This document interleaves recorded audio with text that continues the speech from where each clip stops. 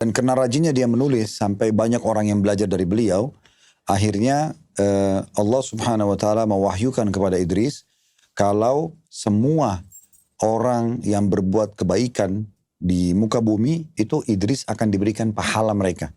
Ulang Pak Ustaz? Jadi semua orang yang berbuat kebaikan itu akan dipanen pahalanya oleh Idris. Kenapa? Karena Idrislah yang mengajar mereka ilmu pengetahuan, belajar menulis. Saking besarnya sumbangsihnya Nabi Idris. Betul, di situ poinnya.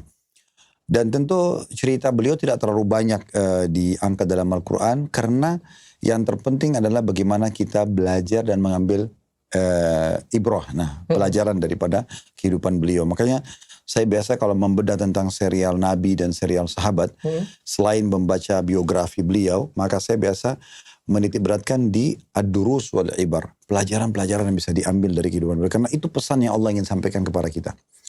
Nah, Nabi Idris alaihissalam ini, waktu Allah Subhanahu wa taala menjanjikan kepada beliau akan mendapatkan pahala semua orang yang berbuat kebaikan karena dia punya andil yang sangat besar,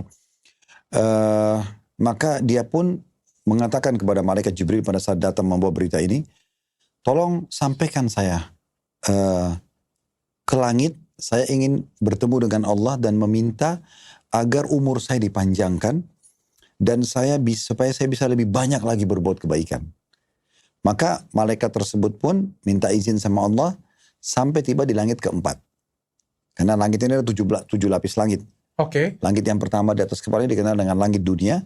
Di atasnya ada 6 lapis langit lagi. Allah bilang dalam surah Al-Mulk, alladzi khalaqa sab'a samawatin tibaqa. Allah menciptakan 7 lapis langit tibaq, bersusun.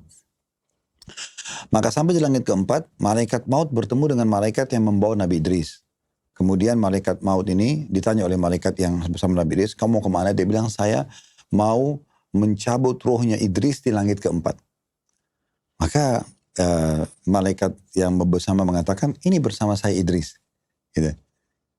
Maka memang itu ditakdirkan Allah dan Allah wafatkan beliau di langit keempat itu. Oh, akhirnya diwafatkan. Ya, wafatkan. Makanya waktu kejadian Isra dan Mi'raj, kalau dokter pernah dengar ya, ada perjalanan yang spektakuler yang Nabi Muhammad SAW alami, yang Allah sebutkan dalam Al-Quran surah nomor 17, surah Al-Isra. Perjalanan malam hari dari Mekah ke Baitul Maqdis di Palestina, kemudian Mi'raj naik ke langit untuk menerima perintah sholat. Nah, di langit-langit ini beliau bertemu dengan banyak nabi-nabi. Di antaranya langit keempat ketemu sama Nabi Idris. Tapi ruhnya bertemu gitu ya. Nah, intinya seperti itu. Ini kurang lebih ringkas tentang masalah Nabi Idris.